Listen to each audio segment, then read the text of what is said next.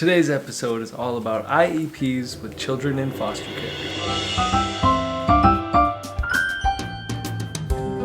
Welcome back, everyone, to Fostering Kids Universe. It's been a while since me and foster mom actually had a conversation together. If you missed our last episode, it was basically me explaining what happened to our little guy, and we had a little bit of scare. So if you want to watch that video, please click on that one to learn about how to keep kids safe from soap. What else did we do? We went on a little vacation. Oh yeah. Not really, but it was a little getaway, not too far from home, but enough for the kids to go swimming, and that was fun last weekend. Yeah. I also found out it was a timeshare place, which we don't have, but we found out after the fact that my dad does have one, so we could have gone for free. But that's okay because we went to one of those presentations and they gave us cash. So yeah. We got to play extra video games. And also, I learned during that session, we've been married for 14 years. I learned that foster mom doesn't like vacations as much as I do. I think it's been more recently since we got 3 kids. It was a lot of work. Yeah. Not for me. No, not for you. I just show up and play. I did want to ask those of you that are foster parents your opinions on taking your foster kids on vacations. Some foster parents don't want to take kids in foster care on vacation for various reasons. I'm not going to judge. Sometimes it's money, sometimes it's just hard and they want a break. So if you want to leave us a comment on what your opinion on that is, let us know in the comment section. So a big piece of news in our world is that our kids got an official date to return home, which has been it's been interesting. Yeah, Lots of different feelings, which all the feels.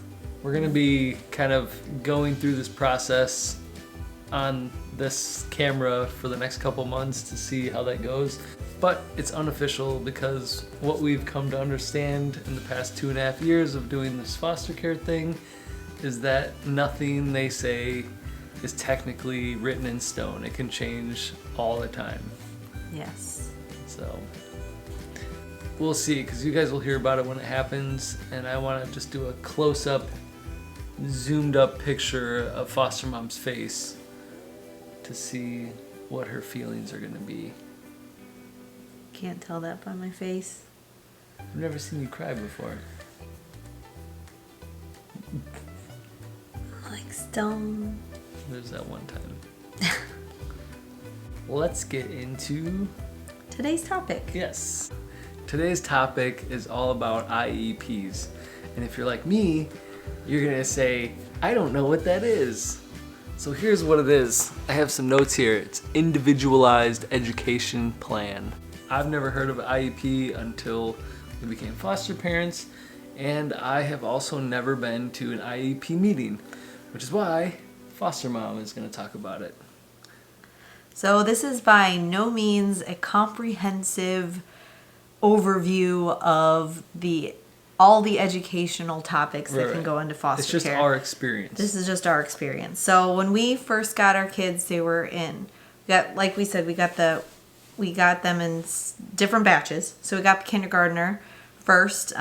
So she had already started kindergarten somewhere else, but very briefly. So got her into kindergarten, and she was pretty behind. So the teacher advocated for her, and we had a lot of talks and got her into a special program for all-day kindergarten, and she really, really thrived, and she got pretty much back onto the level that she was supposed to be by first grade. Yay. She's had some extra reading help in first grade, but by second grade she really didn't need that anymore. So she's right on track, which is awesome. And then we got the 4th grader who had already been, and we got at end of October, and so by the time we got her, she was placed into her 3rd, 4th grade. This is 2.5 years ago. Yes, 2.5 years ago. So 3rd, 4th grade class. And when we first got the kids, we were really focused on making them feel safe and loved and getting to know them. To be honest, when we first got them, I kind of skipped over the whole education process because there was so many triggers, getting in cars, going places, just a whole new mindset. And when we got our first two, it was like school started like 2 weeks after we got them. So I totally It forgot. started like 2 days after we got them. Oh. It was so long ago. It felt like 2 weeks. But it wasn't the first thing on our mind. We kind of figured she was behind and really didn't have the skills for school because she had been bounced around a lot, and which is pretty common in foster care. They've been to lots of different schools. They might not have a good foundation. You don't know what home they're coming from. Did they have support with school and homework? Probably not. So we noticed that she was behind and talked with teachers and, tried to get some extra help. We even paid for private tutoring, because we asked our agency and they were like, no, because any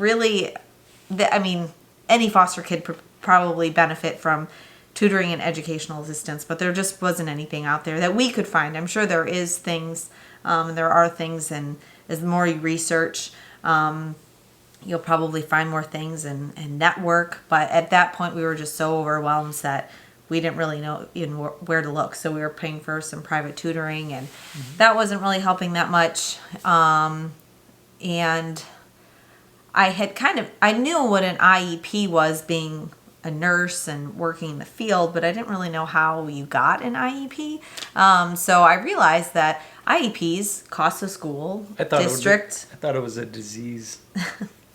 They cost the school district money. There's a lot of time and effort, and there's a lot of planning that goes into an IEP. So the school's really, even as awesome as our school district is and our teachers are, that nobody really spoke up and said, hey, we should really get this girl an IEP. So kind of after probably a year, finally I called the school, because that's what you have to do, is you basically have to put in a request. And the school is mandated to at least consider the idea and run a full assessment. If a parent, any parent, even not just foster kids, any parent wants an IEP for their kid, or they think it's necessary, the school has to run a full analysis to find out if that's something you need. And for her, it turned out she did. And so we got services in place finally by mid-5th grade, and she really benefited the last half of 5th grade, and then transitioning to 6th grade, still a little bit of struggling. But I think every 6th grader does, moving from a small elementary school to a big middle school is a big change. But just went to our IEP meeting this week, and she is doing awesome. I mean, she's got all A's and 1 B, but I mean, she's with the IEP in place, she's really, really thriving. So that's my big takeaway, is that if you think your child needs services, you have to be the advocate. The school isn't going to do it. The agency is not going to do it. Also, not just with foster. I think it would be your biological kids. Yeah, but you have to request to get an IEP. Because, I mean, she probably should have had an IEP in 1st grade. And, no one ever really thought about it. So, finally by 5th grade, she got it. And now she's still not, her scores are pretty average, but she's doing much better. That's a good thing that they're average. Yes, that's a big improvement. So it's amazing how incredible she's doing. So since we've never been to one of these meetings before, what is the meeting set up like? Well, it's basically usually some teachers, maybe the principal, maybe a caseworker, usually the parents. If there's any special education teachers that are involved, for us, the social worker was there. And this most recent one, actually, her mom came, which was pretty cool because she's going to be transitioning to another school next year. So the IEP follows you. So whatever that plan is in place, it will be in place no matter what school they go to, which is the really cool part. So that it'll guarantee that she'll have services no matter what school she goes to. How was it sitting next to their mom?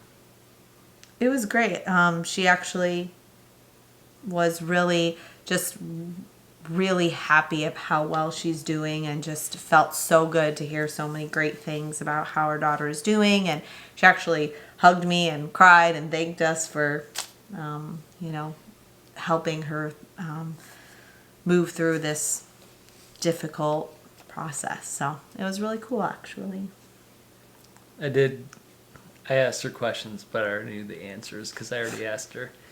But it was pretty cool hearing that, because that is, ultimately everyone's like, oh, how could they leave you? It is always the goal. We always say that. They always tell you that.